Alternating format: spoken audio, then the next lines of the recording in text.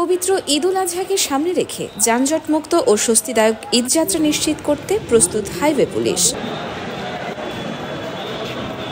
বুধবার গাজীপুরের কালিয়াকৈরের চন্দ্র ত্রিমোড় এলাকায় মহাসড়ক পরিস্থিতি নিয়ে এক প্রেস ব্রিফিংয়ে একথা জানান হাইওয়ে পুলিশের অতিরিক্ত আইজিপি মোহাম্মদ দেলোয়ার হোসেন মিয়া।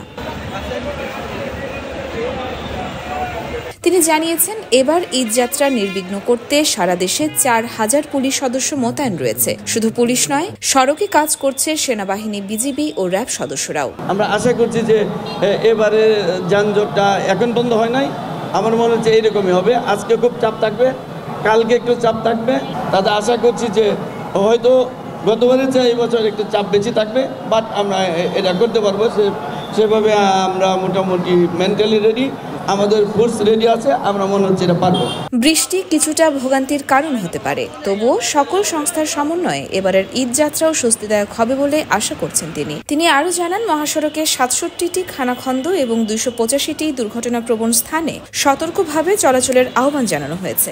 গত ঈদে কিন্তু যানজটটা খুব একটা বেশি ছিল না, এদেও একটু হবে। আমি যেটা বলছি যে একবার হবে না তা না, যেহেতু বৃষ্টি হচ্ছে। ফিজিক্যালি যদি বলি আর কি, তাহলে এই 662টা পয়েন্টে 662 জন এখানে দাঁড় করাতে হবে, তাহলে আমি এটা কন্ট্রোল করতে পারবো।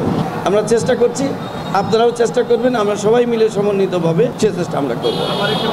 আগামীকাল উদ্বোধন হচ্ছে হ্যালো এইচপিআর। এর মাধ্যমে যাত্রীরা দেশের যে কোনো রুটের নির্ধারিত ভাড়া জানতে পারবেন। কেউ অতিরিক্ত ভাড়া চাইলে সাথে সাথে ব্যবস্থা নেওয়া হবে ভ্রাম্যমাণ আদালতের মাধ্যমে। ঈদযাত্রা যেন হয় স্বস্তি আর নিরাপদের, সেই লক্ষ্যে কাজ করছে প্রশাসন। ইয়োরমা শায়ের জাহান, দেশকাল নিউজ।